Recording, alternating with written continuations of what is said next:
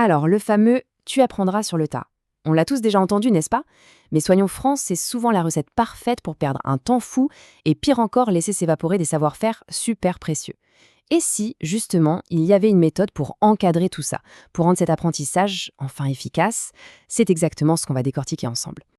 Et ça, c'est vraiment la question. Est-ce que ça suffit d'apprendre en faisant? Parce que, en réalité, l'apprentissage comme ça, un peu à l'arrache, il a des limites bien réelles.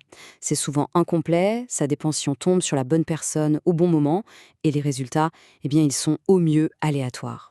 Le plus gros risque, c'est de passer complètement à côté des choses les plus importantes. Là, je crois que le visuel est assez parlant. D'un côté, on a ce qu'on connaît trop bien, le chaos de l'informel, une transmission un peu au petit bonheur la chance, sans vrai plan, où plein d'infos se perdent en chemin.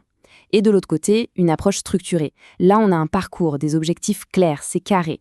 C'est ça, toute la promesse d'une vraie montée en compétences. Bon, alors comment on fait pour passer du chaos à la structure? Eh bien, il existe une solution, une méthode vraiment formalisée pour ça, et son nom, c'est l'AFEST. AFEST, ça veut dire Action de formation en situation de travail.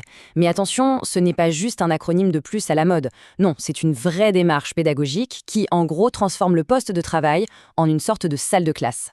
L'idée de base est simple, on apprend en faisant, d'accord? Mais la grosse différence, c'est que cette fois, on le fait avec une méthode, un cadre et un objectif bien définis. Et il faut savoir que ce n'est pas une petite idée sortie de nulle part. L'AFEST, c'est du sérieux. C'est officiellement reconnu et même encadré par la loi française depuis 2018. Ce cadre légal, ça change tout. Ça lui donne une crédibilité énorme et ça la différencie complètement du simple bricolage qu'on peut voir d'habitude. Ok, tout ça c'est bien beau sur le papier, mais concrètement, comment ça se passe? Qu'est-ce qui fait que cette méthode fonctionne vraiment? En fait, le cœur du réacteur de la FEST, c'est un cycle tout simple en 2 temps. Premièrement, la mise en situation. L'apprenant fait une vraie tâche dans des conditions réelles, et il a le droit à l'erreur, c'est important. Et deuxièmement, et là c'est vraiment le point clé, la phase réflexive.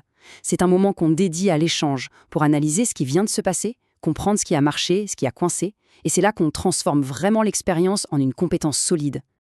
C'est super important de bien faire la différence entre ce que la FEST est et ce qu'elle n'est pas. La FEST, ce n'est pas juste former sur le tas de manière informelle. Ce n'est pas non plus un simple tutorat ni une simulation déconnectée du réel. Non, c'est un vrai parcours de formation bien structuré, avec un formateur dédié et qui se passe pendant le travail. Et petit bémol important, ce n'est pas la solution magique à tout. Pour des savoirs très théoriques par exemple, ce n'est pas l'outil le plus adapté. Maintenant qu'on a vu la théorie, passons à la pratique. Comment une entreprise peut-elle mettre ça en place?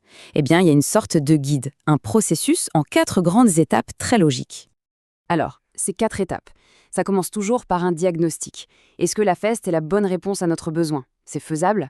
Ensuite, on passe à l'organisation. On dessine le parcours de formation, on fixe les objectifs et, hyper important, on choisit le bon formateur. Après ça, on entre dans le vif du sujet, la formation elle-même, avec ses fameux cycles action, réflexion. Et pour finir, on fait le bilan. On évalue ce qui a été appris et on regarde comment on peut faire encore mieux la prochaine fois. Et justement, parlons du formateur.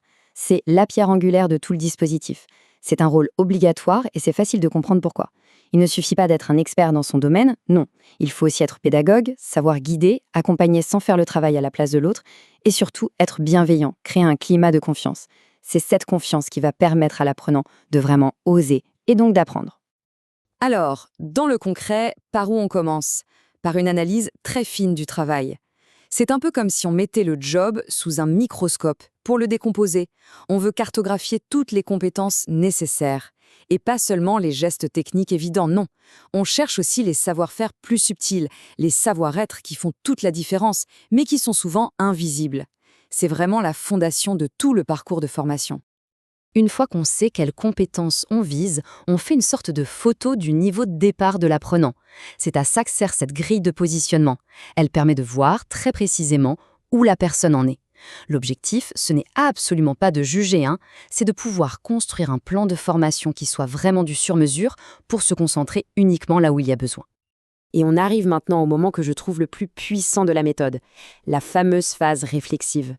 Attention, ce n'est pas juste une petite discussion à la machine à café, c'est un vrai entretien, structuré, guidé, où on prend le temps de décortiquer ce qui s'est passé, les réussites comme les galères. C'est vraiment là, dans ce moment-là, que l'expérience brute se transforme en une compétence qui va rester. Et la question qu'on peut se poser, c'est comment on sait si ça progresse? La réponse, c'est l'évaluation. Tout au long du parcours, on utilise des grilles d'évaluation pour mesurer de façon objective les progrès. Ça prouve bien que la FEST, ce n'est pas juste une belle idée en l'air, c'est une démarche qui vise des résultats concrets qu'on peut voir et mesurer. Bon, on a vu le comment, voyons maintenant le pourquoi. Quels sont les vrais bénéfices? Pourquoi une organisation se donnerait la peine de mettre en place tout ça? Eh bien, les avantages sont vraiment tangibles. D'abord, on développe des compétences qui collent à 100% à la réalité du poste. C'est aussi un outil incroyable pour sauvegarder des savoir-faire critiques, par exemple quand un expert s'apprête à partir à la retraite. Ça permet de structurer la transmission des connaissances, d'améliorer l'intégration des nouvelles recrues, et en plus, ça met en valeur les experts de l'entreprise qui deviennent de vrais piliers de la formation interne. Alors, pour résumer, si on devait faire une sorte de checklist de ce qui est absolument indispensable pour faire une vraie AFST, il y aurait quoi? L'analyse du travail, ça c'est obligé. La désignation d'un formateur, obligatoire aussi. Des objectifs clairs, un parcours formalisé. Les fameuses séquences de travail avec la phase de réflexion. Et bien sûr, les évaluations. Tout ça, c'est non négociable. Après, des choses comme le diagnostic en amont, c'est recommandé. C'est le petit plus qui fait souvent toute la différence pour que ça marche nickel. Et tout ça nous amène à une dernière réflexion, une question de fond. On sait que dans chaque équipe, dans chaque entreprise, il y a des savoir-faire qui ne sont écrits dans aucun manuel, des tours de main, des intuitions d'experts, tout ce savoir un peu invisible.